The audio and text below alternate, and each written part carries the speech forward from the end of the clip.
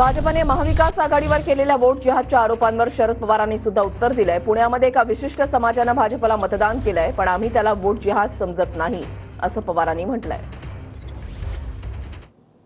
काही भागामध्ये एक विशिष्ट समाज आहे, हिंदू समाज आहे, आणि त्यांनी मतदान केलं भाजपला। तर आम्हाला सवय येते की इथं असंच मतदान होतं, याचा अर्थ तुम्ही काही जिहाद समजत नाही।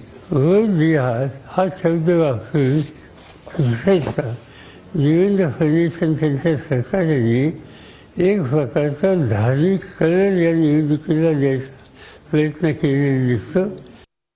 मी माझ्या मशाल गीतामध्ये जय शिवाजी बोललो तुम्हाला खुपतंय, जय भवानी बोललो तर खुपतंय, हिंदू हा तुझा धर्म बोललो तर ते खुपतंय, आणि हे धर्मयुद्ध करायला निघालेत महाराष्ट्र।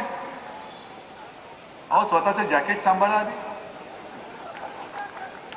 लढायचं कसं असतं, निष्ठा म्हणजे कशी असते। मी जे तळमळीने बोलतोय कारण आपल्या सगळ्यांच्या निष्ठा या नुसत्या उद्धव ठाकरेशी नाही, महाराष्ट्राच्या मातीशी असल्या पाहिजेत, महाराष्ट्राच्या मातेशी असल्या पाहिजेत।